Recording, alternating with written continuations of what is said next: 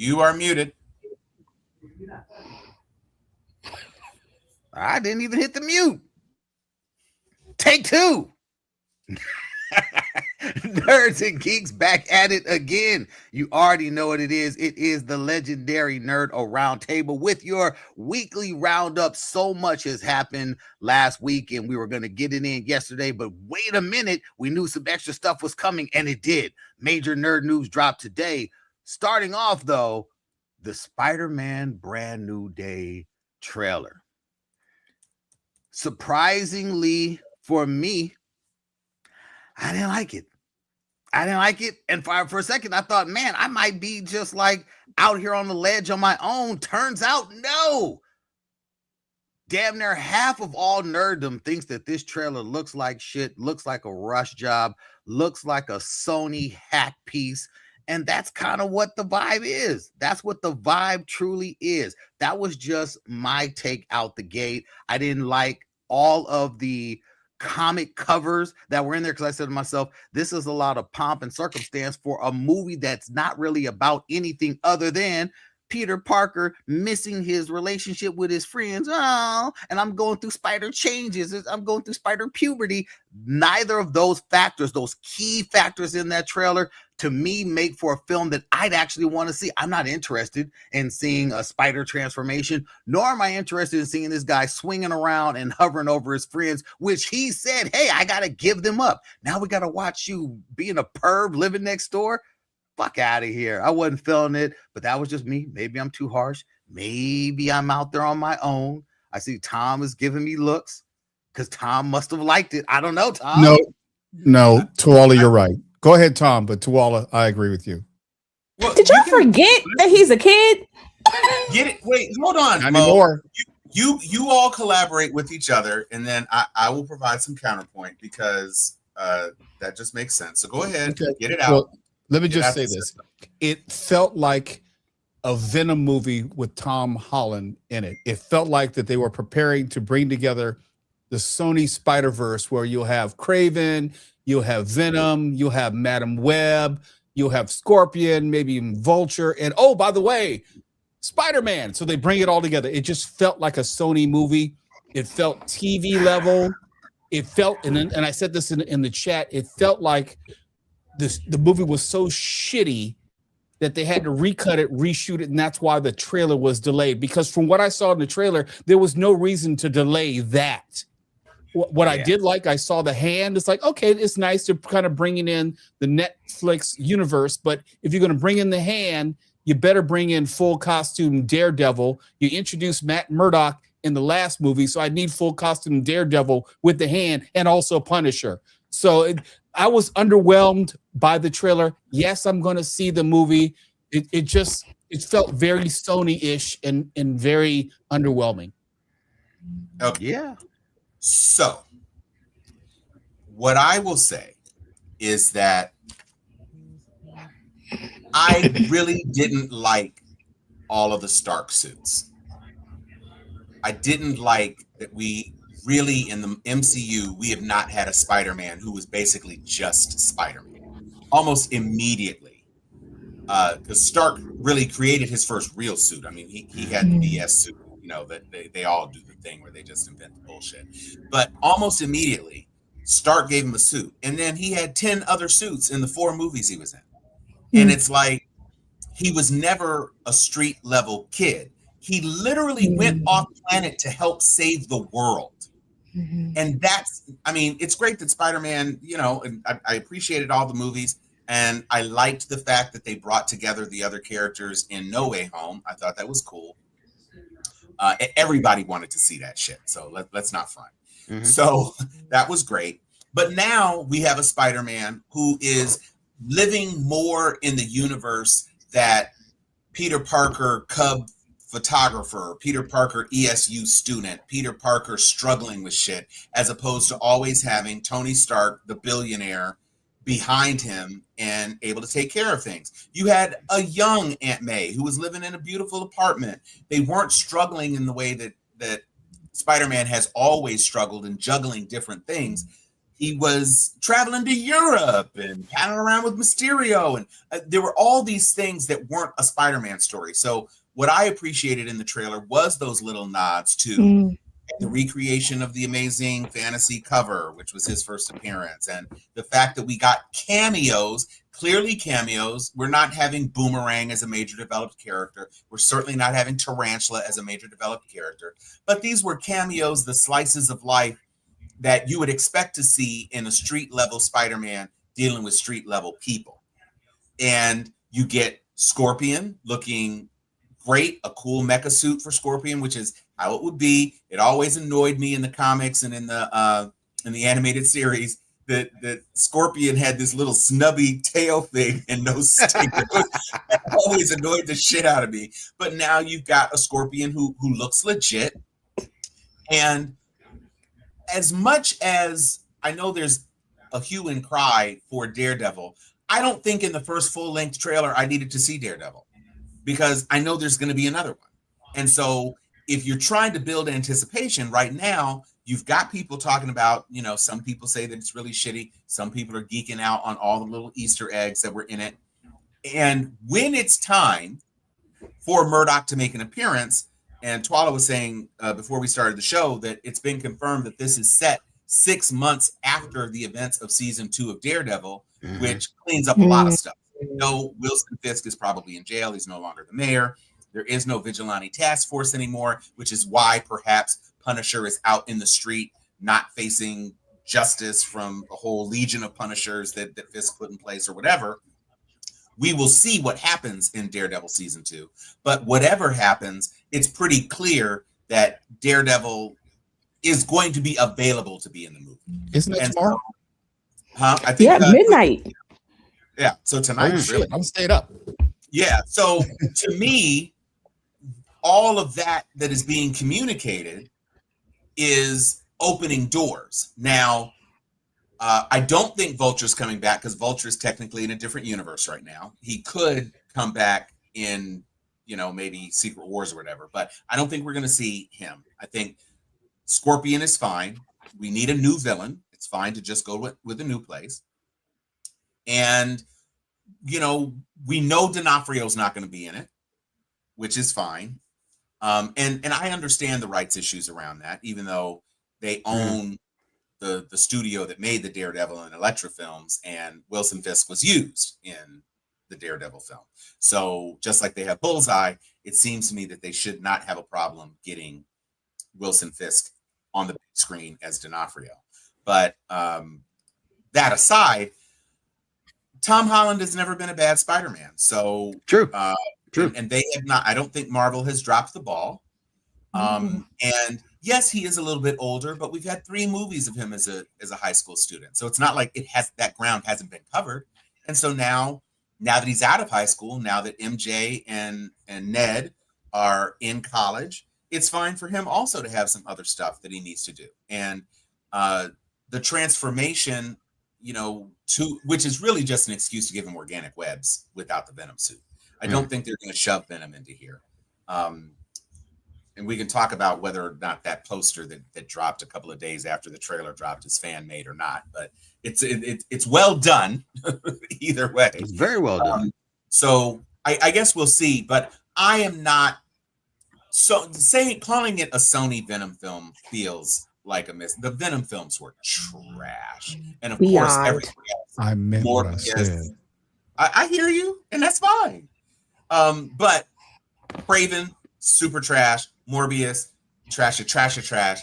And so I just don't think it's there, but it does seem stuffed with the Hulk. That's a Sony trait. That level of filmmaking is a Sony thing. who plays a bigger role in this No, film. we've had some Marvels that were highly stuffed. I would argue the last No Way Home that was stuffed. When I say stuffed, this is stuffed in a bad way. It's not stuffed in a good way, like Endgame or any of that. No, this is stuffed in a way that Sony is throwing a whole lot at a movie that isn't good. This is what Sony does. Let me clear this up for Dr. Liz. When they did that Spider-Man movie and you had Sandman, you had Venom, you had it was way too much. It was stuffed unnecessarily. And they wasted all the characters because you didn't have an adequate backstory for Venom. Venom deserved his own stage at that point. They kind of threw in Sandman. Who else? They had brought back Dr. Octopus. Green Goblin. Yeah, and well, you needed an antagonist from each of the universes, and you ended up getting 2. No. I'm talking about the original. No. We're talking about. No, he's not talking about No Way Home. Spider-Man 3. Yes. When they brought in that level of Sony where you're throwing stuff in because it's wow factor, but it's wow around a nothing film.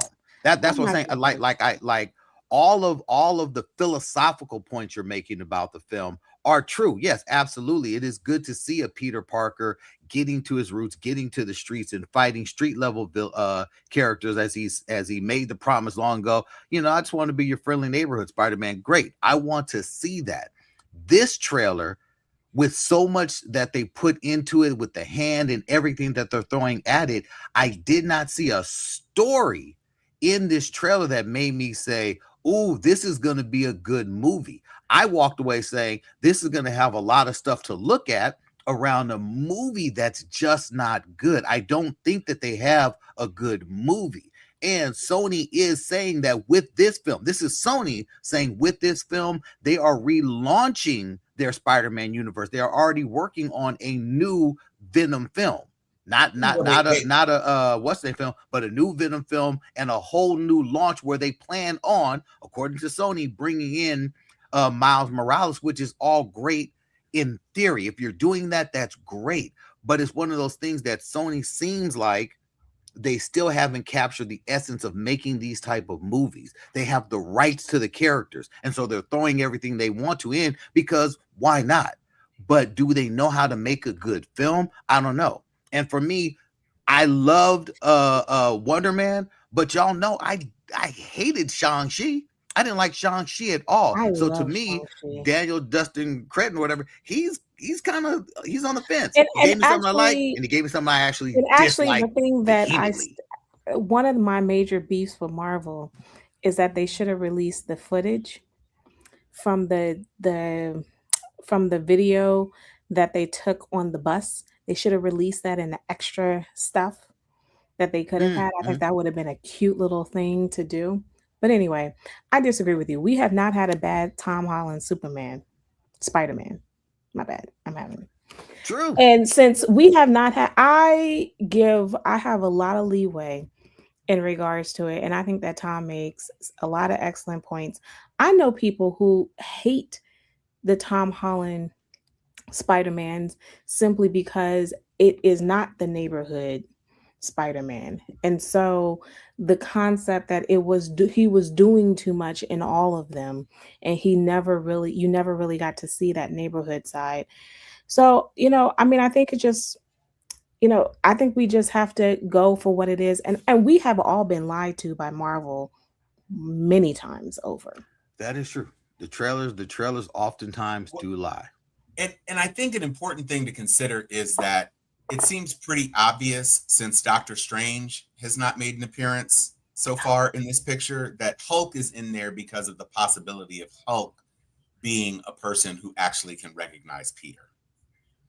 And I know that you thought that Hulk and Peter had never been in each other's presence, but that is not true. At Tony's funeral in Endgame, Peter Parker is in a suit and Professor Hulk is in the background as Professor Hulk. Now, whether or not Professor Hulk's brain is different enough from Bruce Banner for the spell to not have affected him is an open question. But Hulk has been in the presence of Peter Parker. And I would argue, since Banner doesn't recognize Parker, that maybe the spell did work on Professor Hulk, but maybe a Savage Hulk might share somehow a memory of knowing Spider-Man if he got raged out in Endgame at some point, like when Spidey was swinging through the things trying to get the gauntlet or something, and maybe Hulk went more savage, that there might be some memory of it. I don't know, but that seems like, other than the fact that they can't use Hulk in a solo movie, so they're trying to push him into shit. Look, and I also think about us as we are all far removed from our early 20s and late teens, and especially, Speak for yourself. Whatever. Especially, look, I am like the college Morgan years. Freeman. I do not acknowledge age. Okay, that's fair. And the college years, the biggest thing in our young little college years was our social life.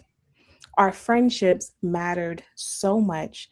And so it's hard for me, if you were going to have another Spider-Man movie and he was just okay with the concept of losing his best friend and his girlfriend, and him just going along like whoop-de-doo like an adult, then I would think that would be highly unlikely. I see 19, 20-year-olds who lose their girlfriend, who lose all their best friends, and the world has ended for them. I mean, and so I think that we have to also think that he is still young. He's right out of college. I mean, right out of high school. Didn't even finish high school, didn't get his graduation, didn't get to go to prom because he had a GED. He had to get a GED because this all happened in his senior year before he was even before his second semester of his senior year. He has this apartment. He has his aunt is dead. Nobody remembers him. He's alone, 18, 19-year-old, girlfriend gone. Boy, his best friend is done. The Spider-Mans that he had kinship with, gone. I mean, that's a lot for an 18, 19-year-old to kind of process. So I don't know. I think you have to give a little grace here, because this was young people. They don't live. Okay, I'm just look. I give Koala, the character you have grace. a young son. I don't know about the movie. Okay, that's fair, but I believe the character arc. Kids. No. I agree with everything you're saying, and I believe that character arc, but it still has to make sense within the confines of this story in which Peter Parker grows and Spider-Man has to also grow. And you have this mismatch, cavalcade, cacophony of villains that we know are in the movie, and all that has to somehow make sense in 2 hours. Sony, to Wallace's point, Sony has a history of not doing that very well. If this were a straight up Marvel Productions MCU movie, I would not have any concern, but it's not. It's a Sony movie. Okay. I mean, I guess. I mean, it's always been a co-branded thing, but I guess I would just say in No Way Home, you had Green Goblin, Dr. Octopus, Lizard, Sandman, and Electro. 2 other Spider-Men, Doctor Strange, and was there anybody else? Daredevil. So. Well, Matt Murdock, but that I don't know that counts in the same way. But each of those characters had screen time, and each of them had their own thing going on, and you had Amazing Spider-Man was dealing with his Gwen stuff, and Toby was dealing with his unresolved Green Goblin stuff, and you had 2 villains, quote unquote, who were putatively, on the mend, as they always are. Sandman and Doc Ock, the most reluctant ones. And then, Electro was kind of 98% there until he had the opportunity to suck his power back, and then he turned into an asshole again. And then the Lizard never wanted to be good. And then, of course, Green Goblin didn't want to be good. So there was a lot in that movie. And to the point, we all more or less knew what the core premise was with it, which is what happens when the other Spider-Man all come together. And so no matter what else happened, the coolness of seeing Toby and Andrew on screen with Tom, and Andrew gets his "I saved the girl, she's okay," right? And that the audience just nearly melted. And you get Green Goblin stabbing Toby and all these other things that were going on. But because we knew going in, this is the thing. The thing is to bring all the Spider-Men together. That's the thing. Yeah. And so everybody went with it. We don't exactly know what the thing is. All we know is that nobody remembers Peter. And that is not as cool a premise as the other two Spider-Men are coming into the same universe. I grant you that. But I think they're calling it Brand New Day. They are implying that it is a reset, and that makes a lot of sense. One of the things that occurs to me is that Mark Ruffalo is looking old. It's about time to recast the Hulk, honestly, especially if there's going to be an original film. Now, I doubt that they would recast Ruffalo before there's like a World War Hulk or something like that, because he deserves the chance to really lead a film before he's retired.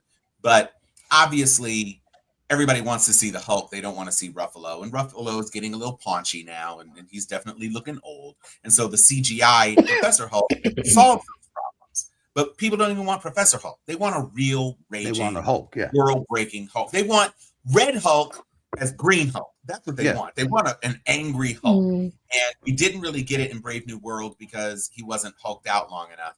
And so I think what they're trying to do, I think they're trying to thread a couple of needles, and we will see how deftly they do it. But that's going to be the thing.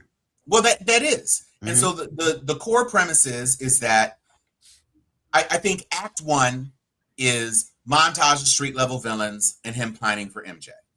Okay. And Act 2 is the emergence of the real threat, which Scorpion may be the core threat, or whatever this mind jumping character is, whether or not, it's Sync, but we don't know if she's supposed to be Jean Grey, or we don't know. There's no way in hell that they are doing Doomsday with the existing older X-Men characters and then going to give a Spider-Man Brand New Day with a young teenage Jean Grey. That's not happening. And so this is what I'm wondering. I'm wondering if it is a character like the Shadow King or Typhoid Mary. Typhoid Mary would make more sense.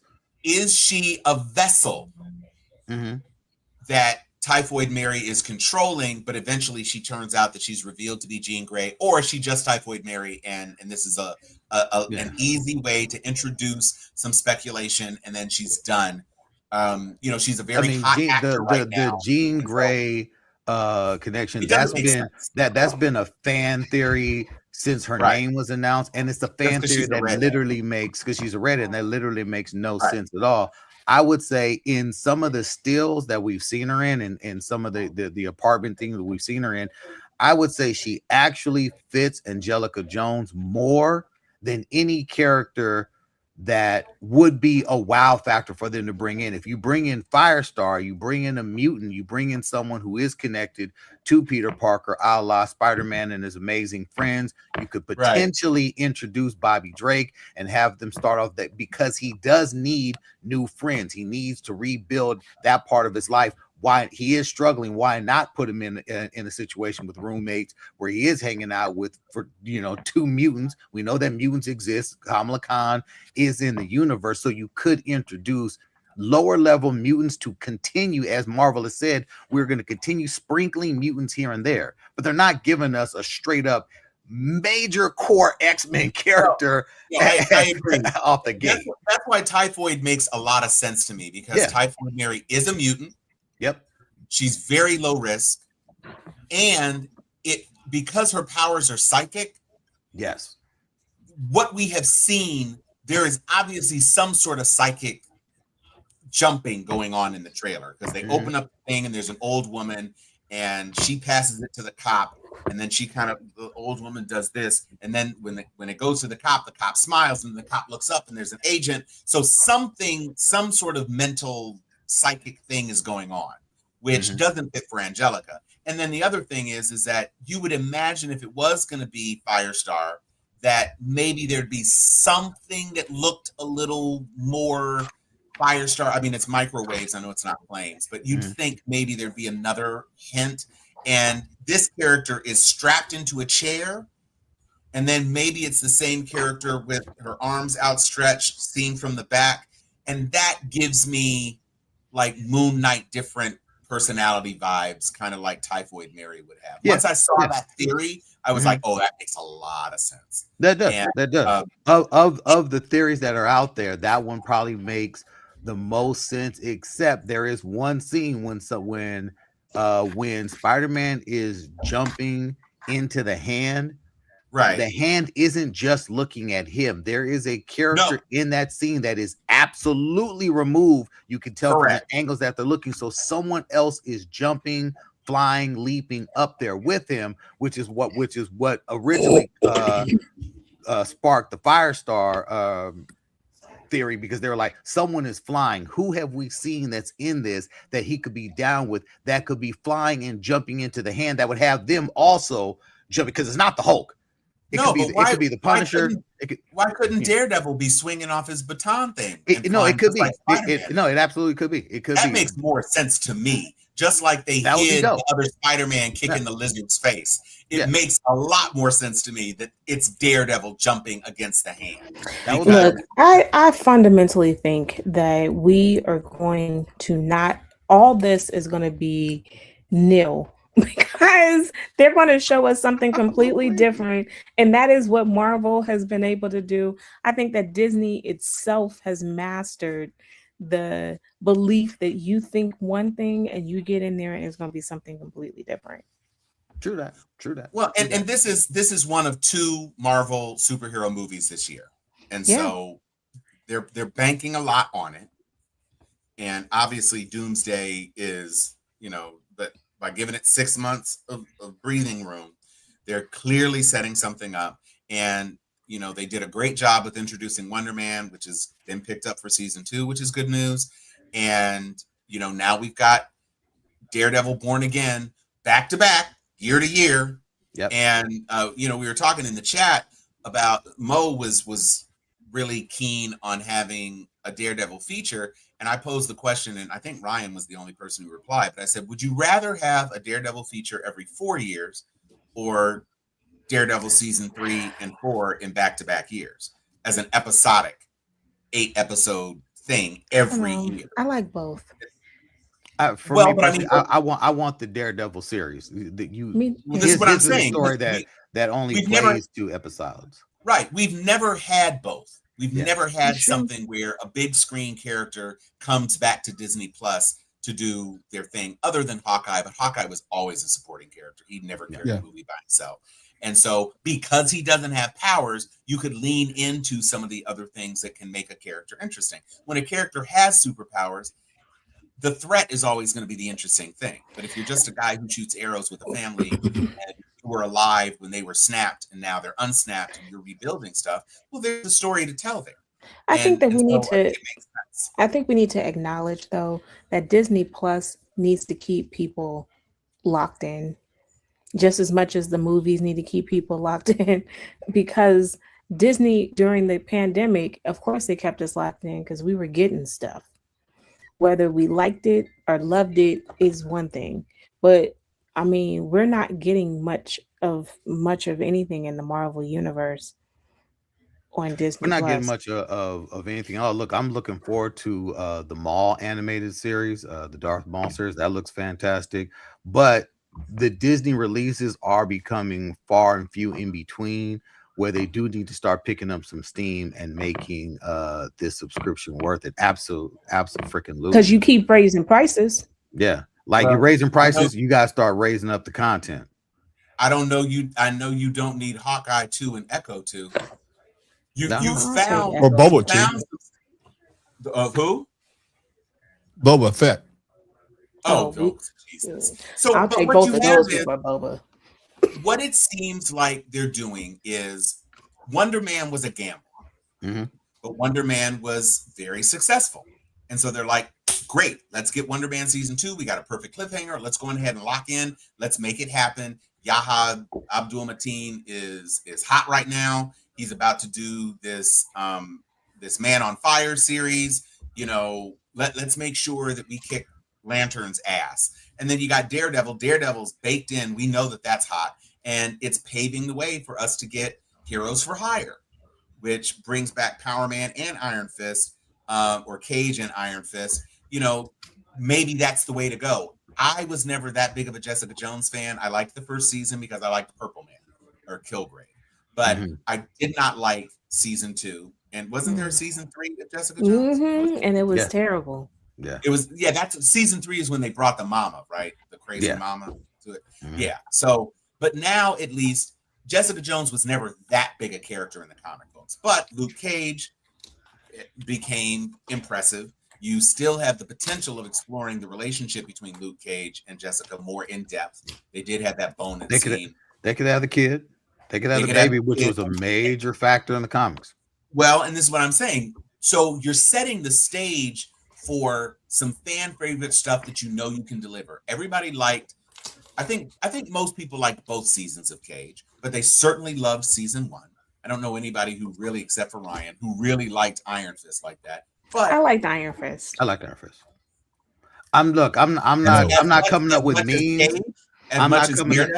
No, I'm not coming up with memes. Nothing's better than Daredevil. Yeah, no, nothing is better than Daredevil. But I did like. I'm absolutely not on the I hate Iron Fist. You know, I hate her. I'm on the I hate Jessica Jones. Like we could throw her. I hated Jessica Jones season 2. Didn't even watch season 3. That's what I'm saying. At least Jessica Jones gave us one solid season of her character. Iron Fist didn't give us a solid any. I can watch Iron Fist. Yeah. You think if you compare the first You're not season, supposed to convince me because I can't stand Jessica Jones, any of them. All I'm saying is that when you have a shitty protagonist, but you have a great antagonist, that can cover a lot of ground. And that was the most important arc for Jessica Jones. Even from period. I'm like in her entire history, everything about her. That story is what made her a character worth watching. Yeah. And I just wasn't a fan of Kristen Ritter, so I mean that didn't help. And I never thought a person that skinny should have a power that's super strength. Basically, you should be a little more built up than that. But that aside, the Danny accurate Finn. She wasn't skinny. Kristen Ritter is skinny. Jessica Jones wasn't skinny. Jessica Jones she is thin. She absolutely is thin. Even from her first debut when she first tried to be a hero, she was never ever a thickie. She just wasn't. She had a little arm action, and that was about it. Just because she had a little tone in her arms, but she was a skinny thing. She always was. I am looking at some pictures of her in her body costume, not the jeans and all that stuff. Kind of hide body. I'm just saying in her original comic book costume. Now she wasn't Thickums. She definitely wasn't Thickums. Not Thickums, but especially by Marvel. Skinny as shit. Okay. All right. I mean, look, by comic and she wasn't Captain Marvel thick. That's what I'm saying. Like no. she's a basic ass chick, and Krista Ritter's basic ass. Like really they're both basic ass chicks. Even in the comics, it was like Luke Cage, man. You had all type of fire coming your way, and in the comics, you still went with. That's like, yo. Even in the comics, we're all scratching our head like, how did you pass up Misty Knight in the comics? Because in the comics, Misty Knight is a brick. No, Misty Knight's bad as shit, and it's a shame. That she's got her own show now, but we need Misty back. Yeah, we do. I don't know if All's Fair is it All's Fair? It has not. I don't think it's coming back. You mean All Rise? All Rise. Yeah, I don't think All Rise is coming back. Yeah. Okay, then she's available. She needs to make it happen because she as Misty, she was bad as hell, and they introduced the bionic arm too and all that. Yeah. No, we need these street level characters, and these are characters I could see it would make sense for Spider-Man to encounter Cage. It would make sense for Spider-Man to encounter Misty. It would make sense for Spider-Man to encounter the Night Nurse. All of these are characters where it makes sense because they're in the hoods.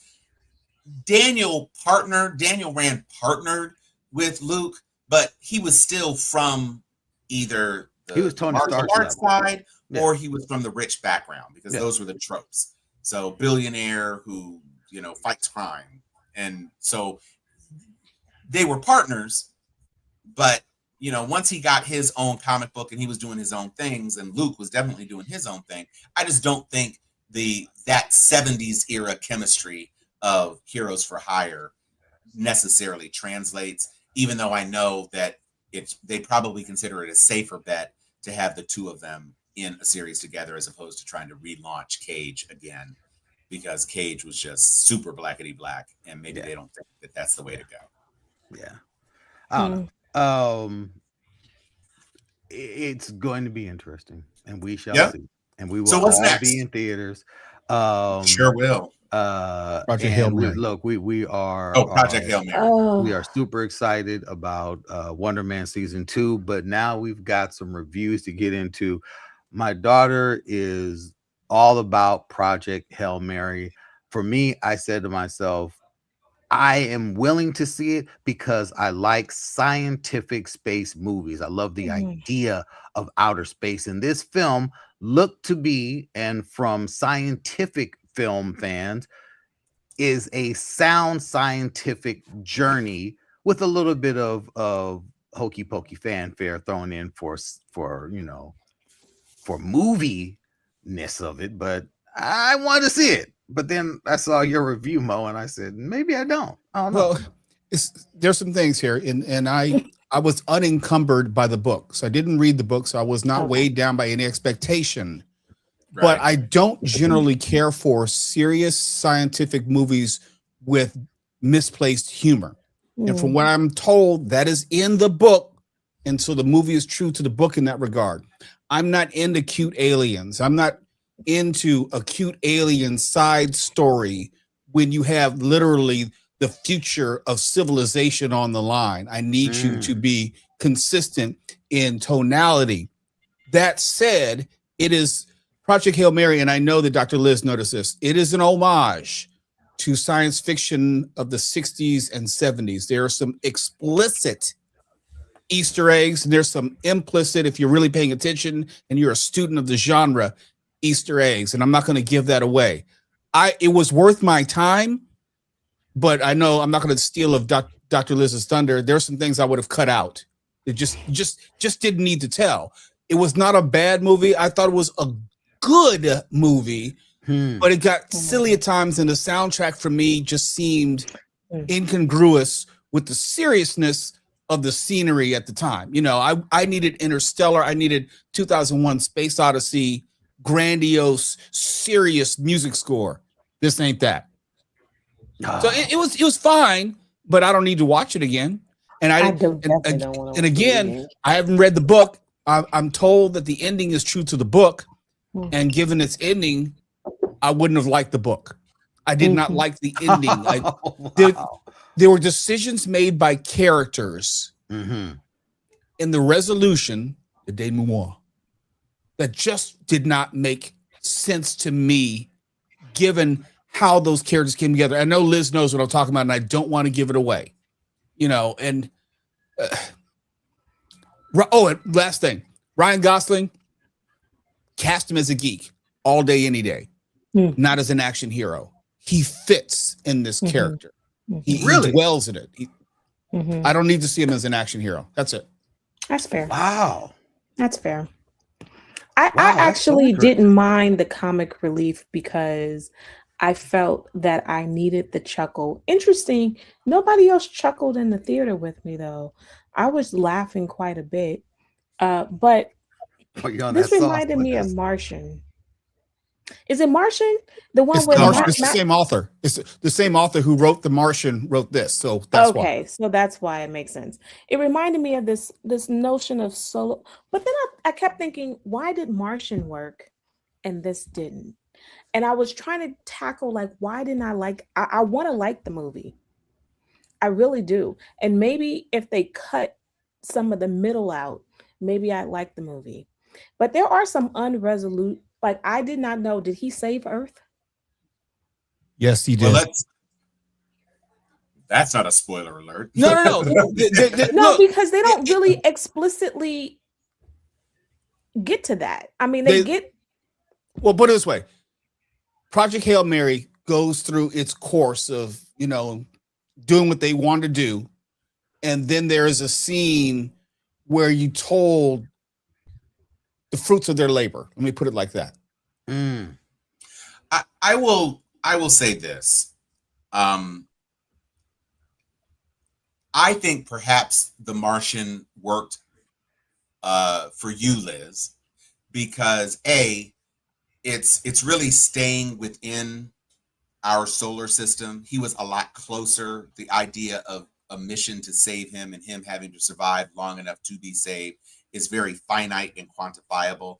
And most of the humor came from like Wilson and Tom Hanks on Castaway. It's like, I'm here on this planet by myself. I got to science the shit out of this so I can grow potatoes so that I don't die before they get here. And so that's kind of where the humor is. Whereas from what I've seen in the trailer of this movie, you've literally got a little alien creature that is playing games with him and stuff. And it's, for me, I don't think I would find that off-putting, just because I think certain science movies that take science too seriously, Interstellar, end up being snooze fests for me, because Interstellar was wrapping itself up in the science. Well, Tom, this is a snooze fest in the middle. Well, I mean, I haven't seen it yet. I will see it because I have a coworker who was really enamored of it, and obviously it made a ton of money. So a lot of audiences are engaging with it in a positive way. Okay, so we'll it's see. a 3-hour thing, right? So with It's the 3 hours?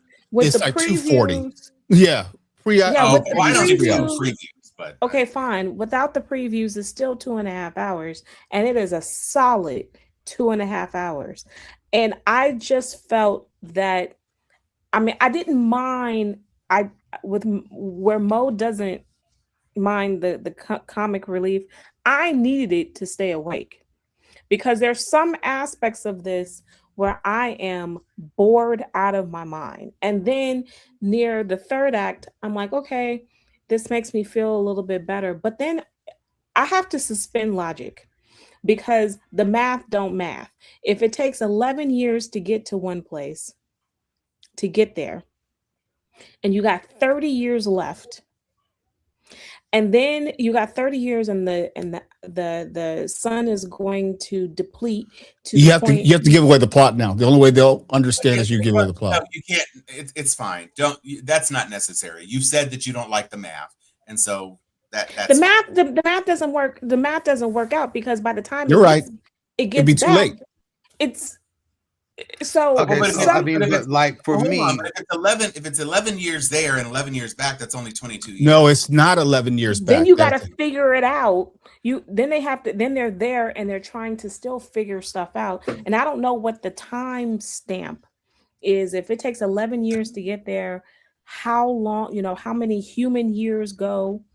There was a whole discussion about the theory of relativity and how it. So you have to give it away. There's a conversation about the theory of relativity and how the alien got there at a certain amount of time and didn't really understand, and how Ryan Gosling's character gets there and how much time, what time means to each race. Let me put it like that. So it's like The Arrival in that way. It's kind of like struggled with The Arrival, but the movie's not told sequentially. It isn't. So there are revelations as you go. So there's another part to it. But I didn't like, since we're giving some of the spoilers away, the solution was connected to the problem. In a movie which is about interstellar travel, they all of a sudden found a way to do interstellar travel, and it's connected to the problem in the movie. It just doesn't make sense. It just doesn't make sense. This experimental technology that they're using for interstellar travel is connected to the problem that they're trying to solve. Right. See, Right, my, the thing look, with all I eating is wanted. not- And then you don't know how long they were there in human years, or Correct. earthly years, Due to the to try theory to of figure this relativity. out. Right. Right, because it did, Oh, but because when they get there, they don't know what the problem, they don't know how to solve the problem. So then Ryan has to solve the problem with the alien, and then they figure the problem, and then they travel back. So by the time we know that they get back, the woman is old. But See, they I don't know don't who the woman know. is. Yeah, Yeah, that is that's how like, relativity. I mean, that's the interstellar problem. Yeah. That's the exact same thing. When you try to pretend that interstellar travel is physically possible because of superluminal flight, Mhm. and you try to stay accurate to special relativity, then you end up with characters that you like who you can never see reunited. It's the exact same problem that Interstellar had. It's the problem that Ender's Game solved by, well, they didn't really deal with the interstellar travel part, but they dealt with the ability for humans to communicate with each other across interstellar distances. Again, because of the solution was the problem. So Well, I'm gonna tell in the you what. books, I'm curious to see what you like about the end, because Right. I can tell see. that I could Look.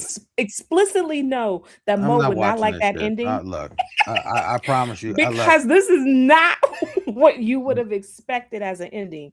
by the And time in this my film comes out mind, on streaming is when I think most anyone who is oh, taking y'all Tawala. review to heart, it'll be on streaming. No, Oh, before I see Tawala, it. let me tell Tawala, you, I would have loved this on streaming, because I'll I just say wanted this. to pause. Yeah, because it's not told Come back. sequentially. You don't Right. know how and the why and the when, and that's intentional. Mhm. right. But once it's revealed, the how and the why, Gosling's character is where he is, when that's explicitly told and made known to you, it makes the ending that much worse. See, I when I saw the trailer for this film, I wanted something along the lines of Sandra Bullock's Gravity. I wanted something Oh. that was serious about No. space. And yes, No. you may have No. the robot, and yes, you may be figuring things out, but I wanted a look at space like that, because to this day, Gravity is a film that it took my breath watching that Mhm. on the Can I IMAX screen. tell you That the thing that film I love was the most? I petrifying. will tell you the only thing I liked about the movie was the fact that Ryan's reaction to figuring, like the flashbacks, and how he's reacting to figuring out what's happening and getting clearance to understand more about what Project Hail Mary is. I chuckled, and I thought that was more genuine, because um it just felt more genuine, that people didn't take he knew what his thing was, he knew his area of science, but the fact that his reaction to his, to how his understanding of science and different experiments, how his reaction to it made me laugh, was realistic. Like when he discovered how ridiculous this is, like how existential the earth is, he's having his little reaction, and making little jokes. I thought He's all good as a that geek. was plausible. Well, I enjoyed he's that. good as a geek. you're gonna get him again as an action hero next year in Starfighter. So just No, know it that's won't. coming, Mo. I won't. Before we get too long in the tooth, quick review of One Piece season 2. I binged the whole thing yesterday with my son, and we wanted to wait till we could sit and take in the entire 8-hour experience in just one sitting. We didn't want to have to start and then stop, so we watched it all yesterday. And for anyone who has ever gone on the One Piece journey, you know for a fact, at damn near 2,000 something episodes or more, plus when you count the movies and all that, it is a long ass journey. I started this journey on the search for the One Piece some maybe about 7 years ago, with my son is when I started watching this animated series, okay, 7 years ago. And we are now at a point where we are all caught up. We are right along with the series and all this. It took a lot of time with us going back and watching this series. And it has been a great ride. It has been beyond frustrating because when you go through those earlier arcs and all of the incessant flashing back and just, it is mind-numbing, but it's a series which always ends on the note that says, oh, now I gotta watch the next episode. And then they've got to a point where they just said, fuck it, full steam ahead, and it became just like, as it should be recognized, one of, if not in the top 5, maybe even top 3 animated series of all time, anime series specifically. One Piece is a true treasure. What they've done with the live action series is each one of these episodes, each one of these 45-minute to hour-long episodes is essentially about 20 or 30 episodes of the animated series. They take out all the fluff, all the filler, and they get right to the essential storytelling in these arcs. So when you're watching some of these stories, they will, give you the entire story about Usopp in just an episode. And the Usopp story is like 25 episodes of a series. They said, you know what? We could put it all into one episode and then we can keep it moving because you don't need to see all that extra stuff. Something that my son pointed out yesterday while we were watching season 2, which has some incredibly deep, heartfelt moments for the One Piece crew. And I was surprised at how different it was. I was like, wow, man, I don't remember feeling like, this emotional about these characters and these things that we're going through and watching the animated series.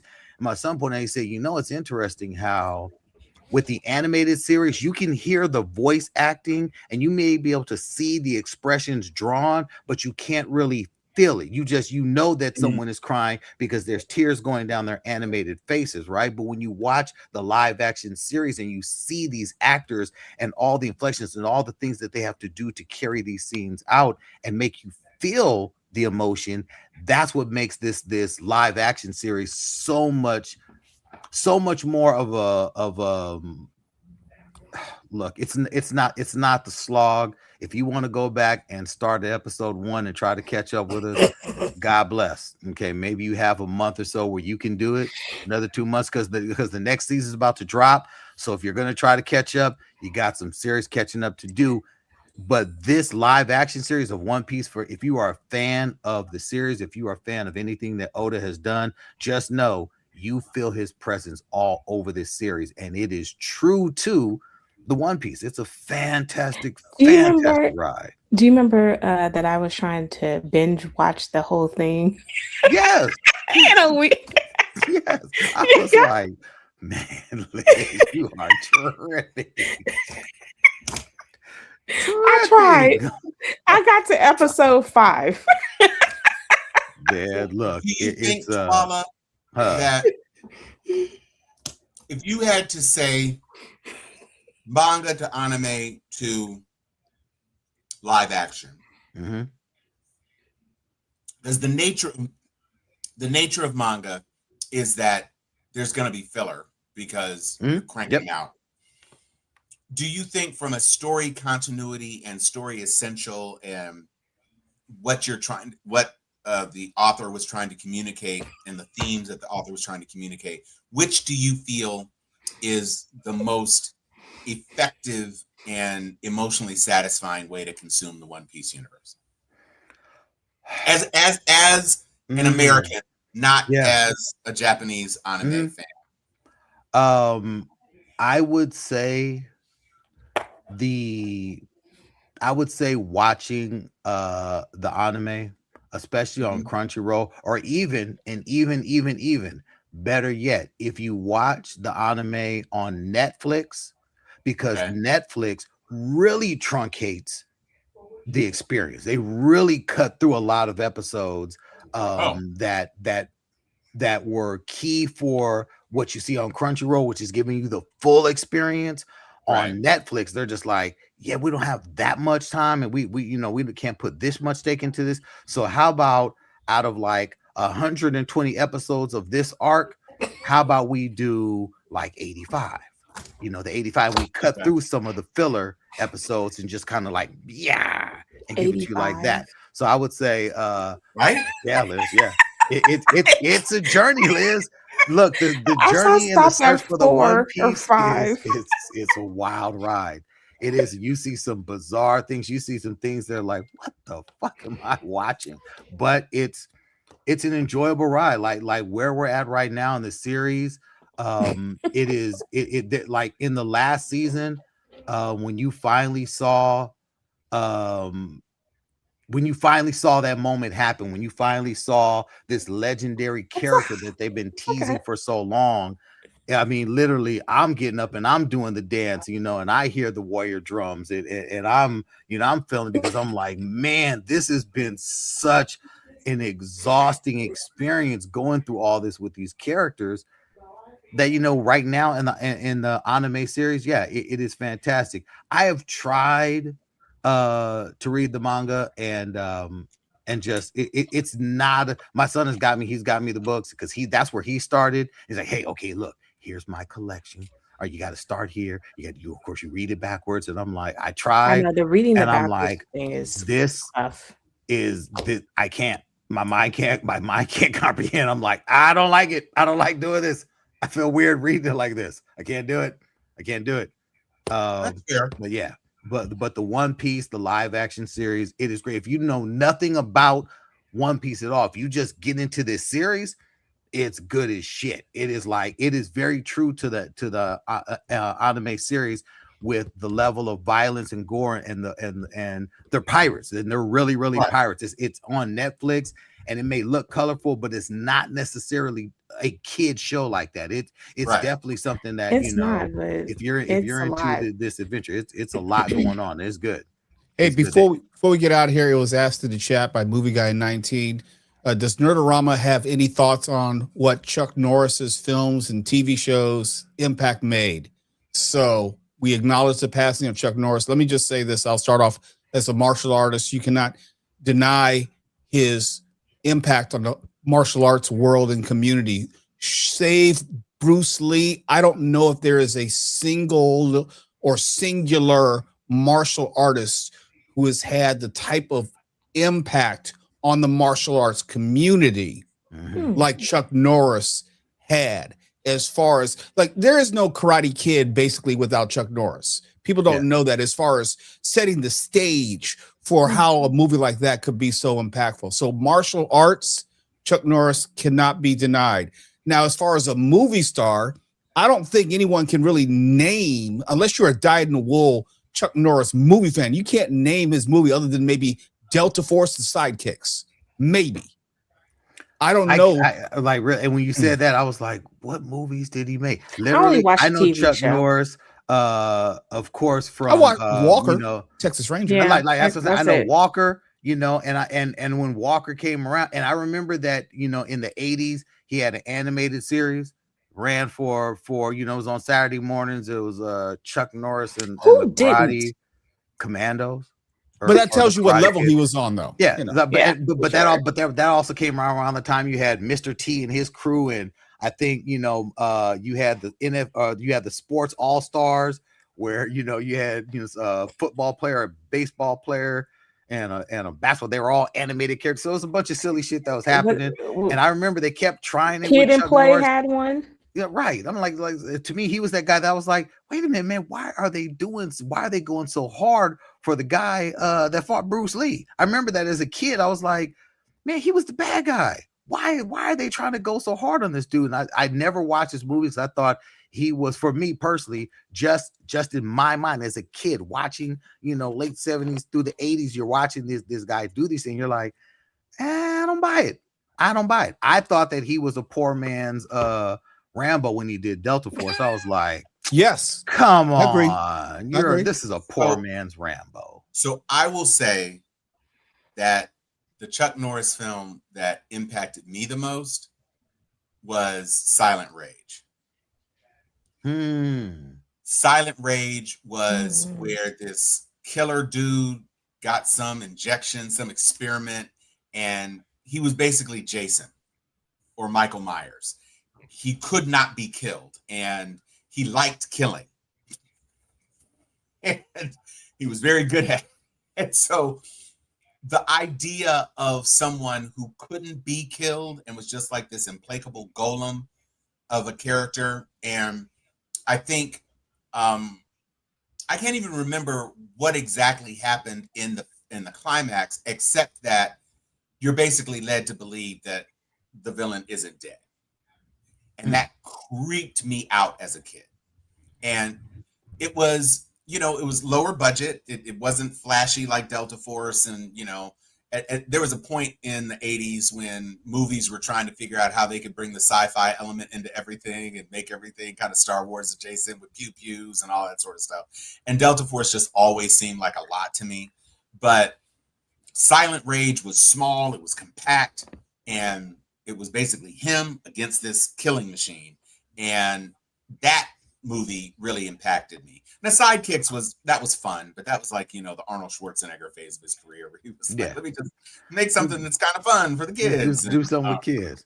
Now, and to Mo's point, I think, as I got older and I, got into martial arts, and I saw how important the martial arts were to Chuck Norris, and not just studying one discipline and studying multiple disciplines with full reverence and respect to them, and earning his degrees in several disciplines. You begin to learn that acting is something that he did, but he is he was a martial artist first, and that was what his bread and butter was, and was teaching martial arts and was spreading the philosophy of the arts around the world and being an ambassador. And he was always known as being a rock solid ambassador to martial arts. So for that, he absolutely gets bad respect on that. Even if I'm not a fan of his films, as a martial artist, yes, sir. Absolutely. So, I mean, to Movie Guide 19's questions, like, we're going to learn publicly more things about the person. Some things have come out. I've always known about it. I've never been real high on the dude, Chuck Norris. I've always been high on Chuck Norris, the martial artist. And his first discipline was Tong Soo Do, which is a kissing cousin of Hapkido, my martial art, a Korean martial art. So there were things that I really could admire about him. The more I learned about him as a person, just growing up and everything, he wasn't all that flattering. And that's saying nothing of his present day politics or anything. I'm just saying, not all of us are flawed, but he was not the legendary mythical figure that he was caricatured into the latter portion of his career. Meaning Death wasn't really afraid of Chuck Norris, right? And that made him just this this mythological figure, and people kind of fell in love with the persona without knowing the person. That's all. Interestingly enough, after he passed, I don't know if you all have seen these model animations where it's like one person versus a million whatever. So it's like, Godzilla versus a million Jedi Knights or whatever. And so it was Chuck Norris versus a million Grim Reapers. And Chuck Norris won. And I was like, well, that's a little bit ironic, but whatever. I do like those things. I find most of them are pretty silly, but it is interesting to see them. There was one that featured Jedis against the aliens, the xenomorphs. So if you see those, they're all over the place, and it's every single possible combination you could. I did laugh out loud at Chuck Norris in the Star Wars universe, and when he faced off against Vader, the Force didn't work against him, and Vader came at him with the lightsaber, and he literally, did a palm strike and pushed the lightsaber back. I was like, that had me. I was like, this is funny, and that came out before his death. So I was like, I think I had shared it in the chat. I was like, yo, this is comedy, dude. It's really interesting when a character whose mythos, and of course we all knew that Chuck Norris was eventually going to die, but when the mythos at this portion of his life, it was like he was just this indomitable force. it was a surprise. I Yeah. was not expecting it. And, Mm. you know, William Shatner is like, no, I'm still alive. I'm good. 95 and I'm still smoking cigars and kicking it. So No, absolutely. Before we get out of Making here, his definitely TV shows on History, the definitely History want to say Channel. rest in peace to Kiki Shepard as well, man, because I grew up on Kiki Showtime Shepard. with the Apollo. Absolutely. Man. and Valerie Perrine from Superman. Miss Right. Tessmacher. Miss Tessmacher. That I'm like, Miss whoa. Yeah. This three Y'all's is hitting childhood hard. is gone. Yeah. Well, Yeah, but that was someone had a to lot. remind me. Only Jimmy Olsen is really left from the original Superman. Oh, wow. Wow. Wow. Run the list in your mind. Yeah, No. because I was about to say, no, I mean, he- certainly of all the main characters. The main characters from the now. comic book. Yeah. I mean, and you can go as deep as Terrence Stamp when they had the. Oh, yeah. You know, Terrence, for part 2. Yeah. Terrence is no, gone. but no, they had a brief. He had a brief cameo in the first at movie. the very beginning. Yep. Before he got sent to the Phantom Zone. Blackest Phantom Zone ever. What, you talking about the window? Second whack. Yeah. Yeah. No, that the window is crazy, but that is not as bad as the cryogenic dildos that Zack Snyder gave us. That shooting made into no space. sense. That- You fly cryogenic dildos into a low orbit anal beads collection. What were you doing? How is that the Phantom Zone? How? That's Zack Snyder, and and to me that is just proof that the Snyder Bros are absolutely insane. That was not it. I know we are at that mark, and we got some daredeviling to do. So absolutely, this coming weekend we got some Daredevil extravaganza jumping off in full force. Don't also, forget, this coming weekend, They will kill you. They will kill you. They will Yeah, kill baby. And I didn't even get to say that Ready or Not, which is basically an amuse bouche to They Will Kill You, as far as I'm concerned. Ready or Not 2. So if you liked Ready or Not 1, Ready or Not 2 is probably right up your alley. and Church don't of the forget, Jury Duty is back. Jury Duty season. And the final. They're gonna try to do it finale of again. Cross, I don't know. If They everybody watched did a the good finale of Cross. job at it because it's about a work because it's not a about retreat, a jury company duty. It's a retreat. company retreat. It's Okay. not Jury Duty 2. It's a second season of the concept Yeah. of Jury Duty. It's Not like everybody's in on it. The except for producers one of person. Jury Duty are they're back But at it. Well, Yeah. they It's say company- Jury it's Duty company retreat. 2. They do say Jury Duty company retreat, and it's right, but it's that's just because the amazing. original brand, but it For doesn't have sure. anything to do with the jury. It's just the For sure. conceit of one person isn't in on the joke and everybody else is. It's amazing. Trails look good. Trails look good. It's Yeah. hilarious. Yeah. Look, I knew this weekly roundup was going to be stuffed, and it will be again next week as well. Till So then, we'll talk the cross finale next week. yeah, cross finale with Yes, we must. cross Yeah. finale, absolutely. Yeah. Oh, got to talk Invincible because there will be more episodes of Invincible Yes. out. Episodes Because of Invincible. Invincible is crazy. Paradise. It's going on. Paradise is Paradise. going off. So there's so much good stuff out there to consume. So we look forward to you joining us next week. Did you see the to most take recent part. episode of Paradise? I have not, so don't Oh. say nothing. I'll say nothing except go watch it. Nothing to Watch it say. fast. All right. All I'll right. watch it too. There it is. Dr. Liz, take us out, sister girl. Good night, everyone. Mo Kelly. Miss Tessmacher. Thomas Talkie Cunningham. Where is my Astrophage suit? Excelsior.